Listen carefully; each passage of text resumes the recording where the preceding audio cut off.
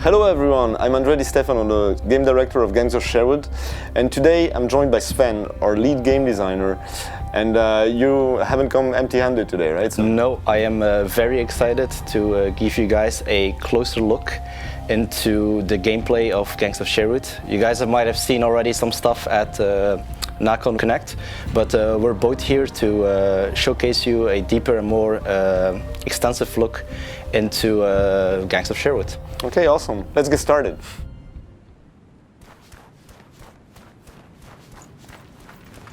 At last, Kirklees Keep, sinister lair of the Prioress. Wow. I hope we can find some of these workers alive. Your brother included, Tug. Oh, right. This is the Prioress of Kirklees Castle, actually. It's a level that takes place around the middle of the game, where the characters are already powered up, so they don't have their full moveset yet, but as you progress into the game, you develop more moves. This is one of the parts of the levels where there's no combat, but it's an opportunity for us to develop the narratives, to have the characters talk together, before actually going in and start the fight. So here you can see the player enter one of the many combat arenas in Gangs of Sherwood, where you fight together a large group of enemies together with your friends. We try to make our combat as dynamic and fluid as possible, and we also want to make sure that every character feels unique, like Robin, who you're currently seeing air comboing an enemy. Is our archer, so he has a lot of different arrow types that he can use to combo the enemy from afar. Yeah, and he has those floating arrows. Yeah, those are called star arrows, and you might have noticed earlier before that if you shoot your shining arrow, that's the yellow arrow, that travels very fast, it would launch all these star arrows towards the enemy. Oh, yeah.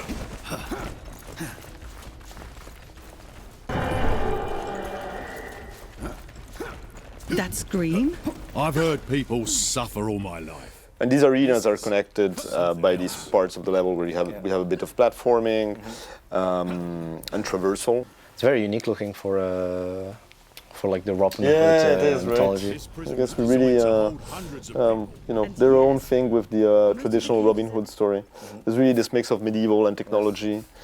And as you go in this level, the technology becomes more and more present, actually. Here's another arena. Yeah. That's a Ferrum coil. So that Ferrum coil makes it so that all the enemies in the arena become invulnerable. And if you want to try to damage the enemies, you'd have to destroy the Ferrum coil first. Yeah. Yeah, this is Marion. Marion, yeah. This is our assassin character, and she has the unique ability of throwing daggers that stick on the enemies, and that's that little number you see on top of the enemy's head.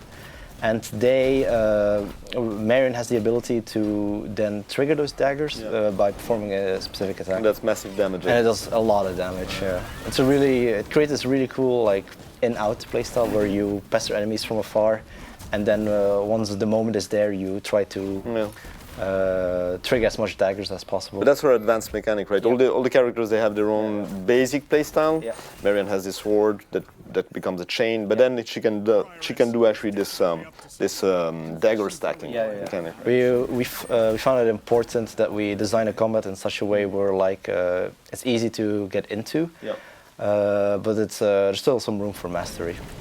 The Prioress is definitely up to something. Confessions don't require that amount of machinery for sure. Well, no matter how painful they get. Here we come at one of the resistance checkpoints, where you can donate the gold you've gathered by playing through the level. When you donate gold, you can notice at the top left that your team's power level starts to increase. Yep. And once your power level has gained a level, your character does more damage. Okay, you get buffs. Right? You get buffs, you get more health, you get more damage, and it also heals you. Yeah. Oh yeah, I guess that's... So it's really important that you donate your gold to the people.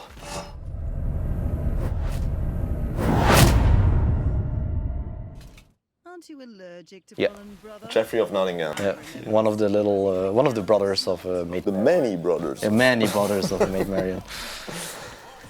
Yeah, and Oh, and actually, there's the same Ferron coil mechanic that we saw earlier. Yeah. But there's no static antenna here. Yeah, it's slightly remixed. It's now an enemy itself is carrying it around. Yeah.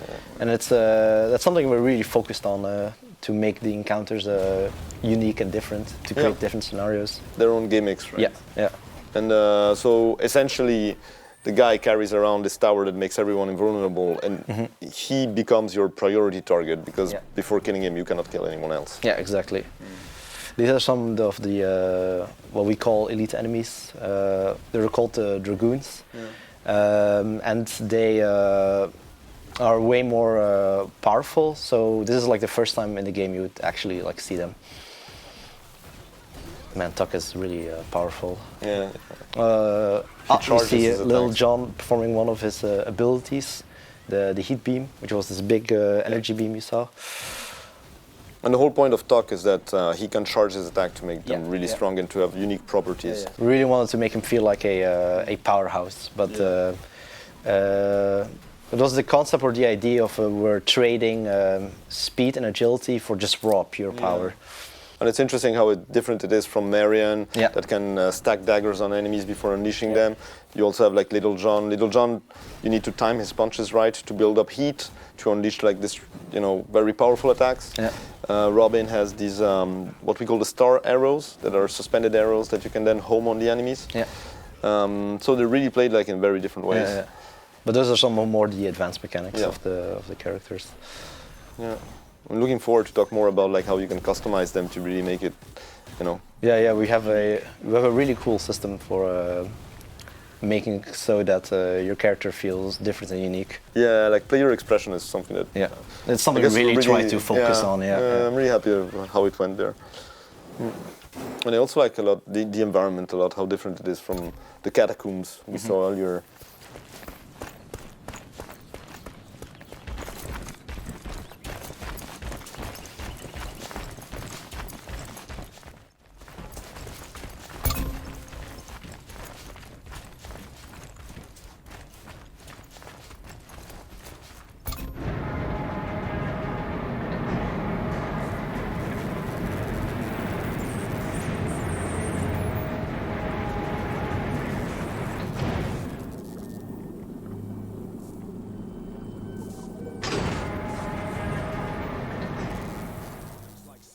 And this part of the level is actually the laboratory of the prioress.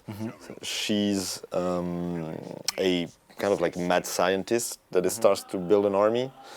Will not like tell everything about the story, but you can see here like just her laboratory. And in these tanks all around, there's probably like corpses floating.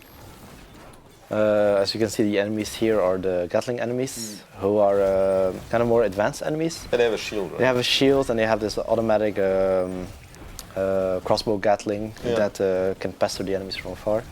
And the big guy over there that's shooting fireballs around and has the big shield is what we call the shield puncher. He's more of an elite enemy. He has this unbreakable shield in front of him. So fighting him from the front is kind of pointless. So you need to hit him. So you need to hit him in the back, like as you can see here. It really creates like a different like dynamic on like how the players advance the enemies.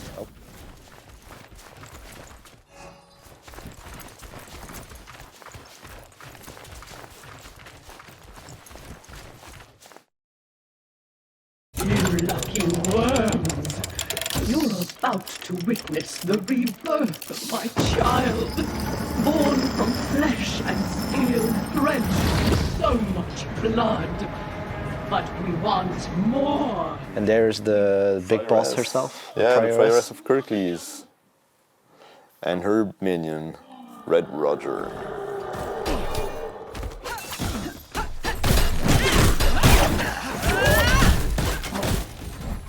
That concludes our deep dive into a level of Gangs of Sherwood. Yeah, we're looking forward to show you other levels and go deeper into the mechanics and the characters and everything the game has to offer. And yeah, we have way more to showcase. Yeah, so thank you for watching, and we'll see you again soon with more information about Gangs of Sherwood. Bye-bye.